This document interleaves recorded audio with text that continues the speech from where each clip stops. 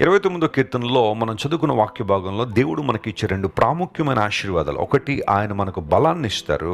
రెండవది, ఆయన మనకు సమాధానం ఇస్తారు. సమాధానము కలుగు చేసి ఆశీర్వదిస్తారని బైబిల్లో ఉంది. అంటే నిజమైన ఆశీర్వాదం ఏంటి అంటే దేవుడి నుండి సమాధానం పొందుకోవడమే. దానికి ముందు దేవుడు మనకు బలాన్ని ఇస్తారని. ఏంటి ఈ బలం? ఎందుకోసం ఈ బలం?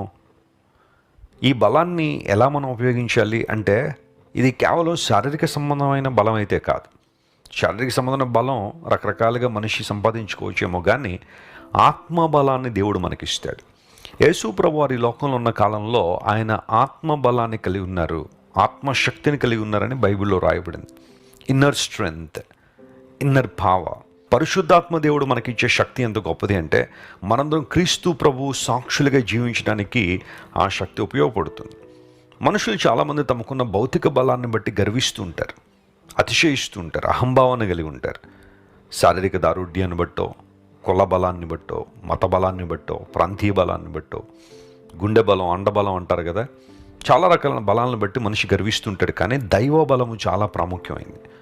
పౌలు భక్తుడు అంటాడు ఫిలిప్పీ సంఘానికి తన ఉత్తరం రాస్తూ, నన్ను బలపరుచు వాని యందు నేను సమస్తము చేయగలను అన్నాడు.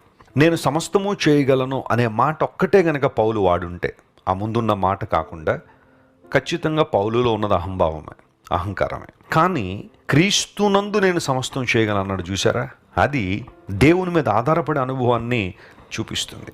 చాలామంది నా వల్ల సమస్తం అయిపోద్దండి, నేను సమస్తం చేసేయగలనండి, నాకున్న అధికారం అలాంటిది, నాకున్న బలం అలాంటిదని అనుకుంటారు. కానీ దేవుని మీద ఆధారపడినప్పుడు, ఆయన బలాన్ని కోరుకున్నప్పుడు అసాధారణ కార్యాలు మనం జరిగించగలుగుతాం. దేవుడు గొప్ప శక్తిని మనకి ఇస్తాడు.